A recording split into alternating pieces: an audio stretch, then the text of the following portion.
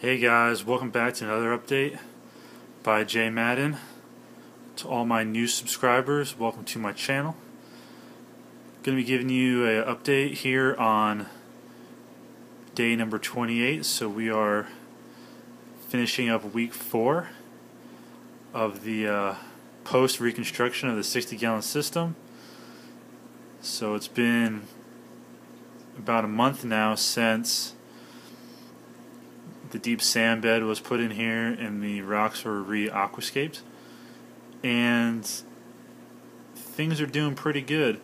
I just put out a video a few days ago talking about some brown jelly disease that was going on with a couple of my frog spawns, and I'm happy to report that after fragging the frog spawn that had the degeneration of the polyp on it, the other half of it is doing very well. And the other frog spawn that had a little bit of the brown jelly, the bacteria on it, hasn't shown any other signs of it, so that's a big plus.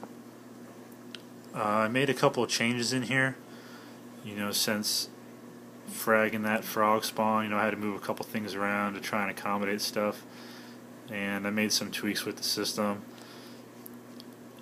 I got a lot of really good feedback from my last video, and one of the things that I kept hearing over and over again was, maybe your water's too clean. I've never had an issue with my water being too clean in the past. It's usually the opposite for the most part. But after hearing this from numerous people, and also talking to people in my community that are very knowledgeable and have been in the hobby for many, many years, I decided to kind of take a look into it for myself and come to my own conclusion. And in my opinion, they were right. One of the big indicators of having water that's too clean, in my experience, is this. The way you can really tell is by this coral right here.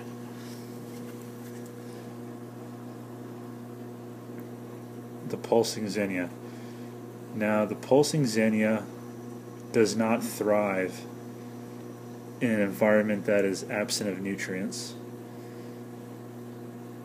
So, one of the things that I changed in the system was I have a 2 little fishes reactor, and I run NP reducing biopellets in it, and I'm using about 50% of the recommended amount for the total volume of water that I have in my system.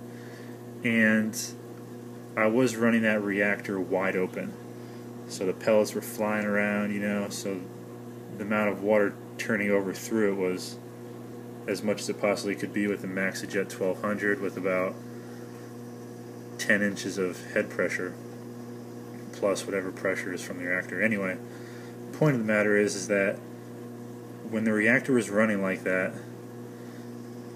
the xenia here just looked awful. I mean,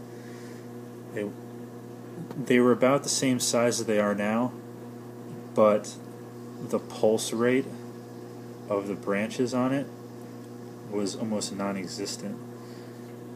And I never really gave it much thought until, people were telling me about the whole too clean of water. And one of the things I found out as I researched and spoke with individuals, and some of the feedback I got from here on YouTube, is that, it's very possible people that run, SPS systems want really, really low nutrients, really high water turnover rates, but in an LPS system like mine, which is dominated by LPS, there's really no need for it. So what I did was I went ahead and throttled back the biopellet reactor and decided to see what would happen. And this is what we got. This is the result. The xenia is going nuts. The frog spawn up here now, the one that was here, I mounted it right here because the poor clownfish just looked totally lost. You know, the frog spawn had been hosting the clownfish for so long that they just hovered in this area. You know, like a force of habit or something. So I just went ahead and attached that frog spawn to a rock and just kind of stuck it in there for them. And they're being hosted by it, so that's great. The original frog spawn is doing really well. You know, this is the half of it that I was able to salvage. The other half is in another tank and it's still continuing to digress. So I think I made the right move by separating the good from the bad. So yeah, it's doing really good. It's got 4 mouths on it, and hopefully it grows into a nice little colony over the next few months. The akin over here that was showing some of that skeleton, if you recall from the other video, is doing okay. I mean, it still has some feeder tentacles inside there, so putting some mysis in there, the turkey baster, it holds on to it just enough so it can kind of absorb some of the proteins and aid in the regrowing of the polyp, because the polyp won't grow without protein.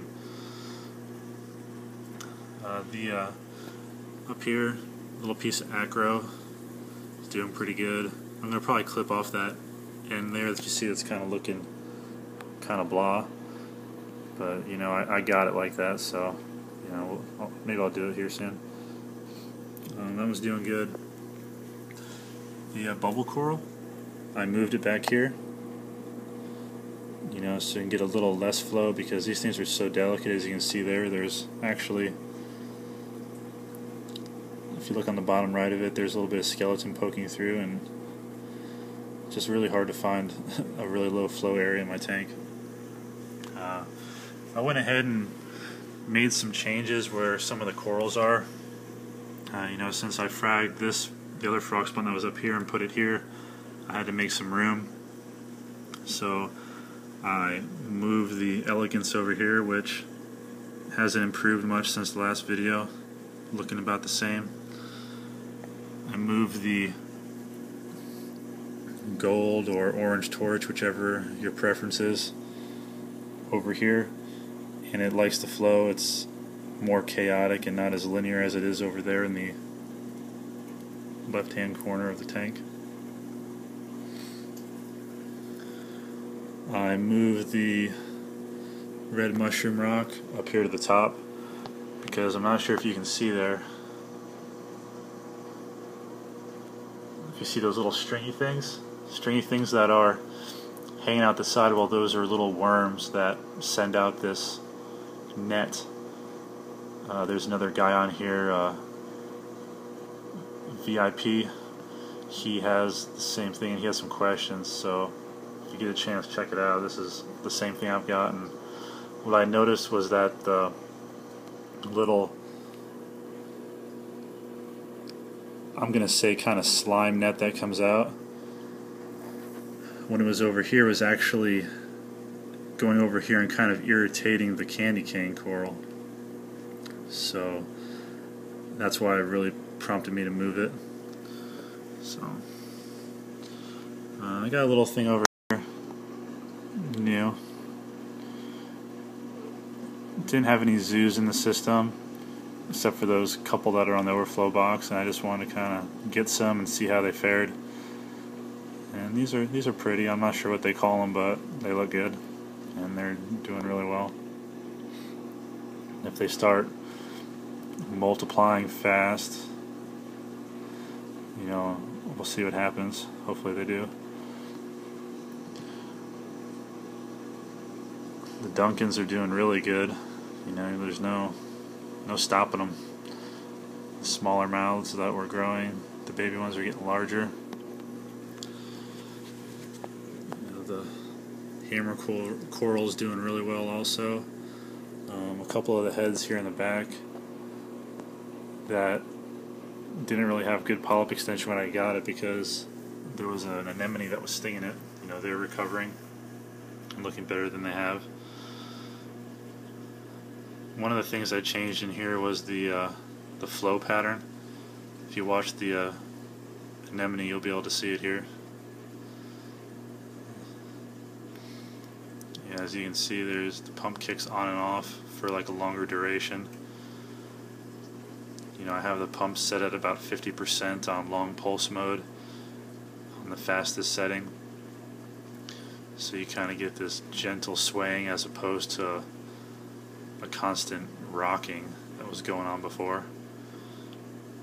And I kind of like it a little bit better. It kind of makes the tank less chaotic in a sense. It's more of a calm water flow, but it's constant, you know. I mean, it's really hard to see in the video, but the water actually has quite a bit of small particles suspended in it, and that's what I really want, so my overflow can pick it up and take it down to my skimmer.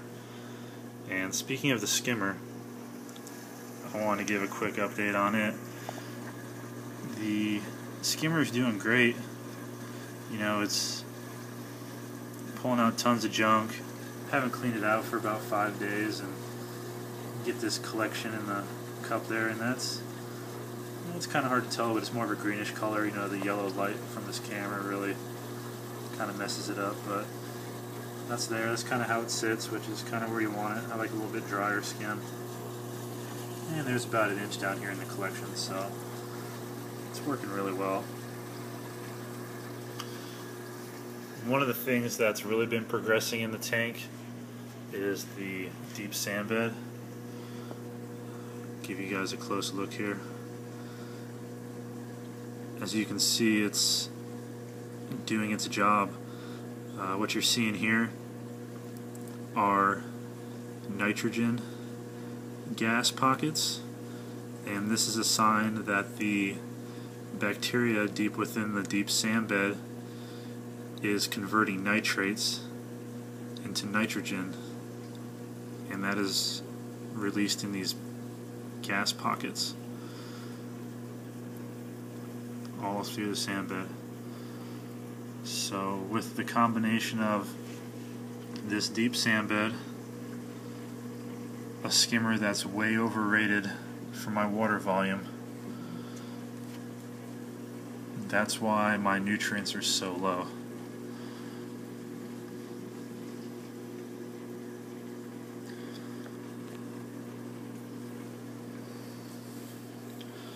Overall, I would say the system as a whole is a healthy system.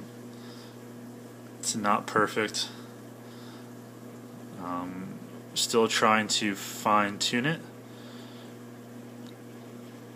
And the thing with that is I'm pretty sure that as soon as I get this tank running the way that I want, I will probably at the same time have the opportunity to set up the 90-gallon system, which is why I've held back on finishing up the refugium. You know, it's just, I'd rather just avoid trying to move and redo a deep sand bed and all the refugium and all the life that'll grow in there in the meantime. So that's something I'm holding off on. We'll see once I figure out what's going on with the 90, you know, if it's worth it for me to kick off the refugium instead of waiting. Another thing too I'm trying to decide is if I want to set up the Reef Keeper Elite that I purchased. You know, I don't know if I want to run it on this system or just wait for the 90. You know, we'll see. So that's pretty much it for the update. Not a whole lot more to really talk about. I want to try and keep these videos shorter because it just takes me forever to render and get the video uploaded. You know, 15-minute video takes me roughly 5 hours for the entire process. So with that being said, if you guys like my videos, give it a like, leave a comment if you feel it's necessary, and if you haven't already subscribed, subscribe. It's jmadden signing out. As always, thanks for watching. Another update coming soon.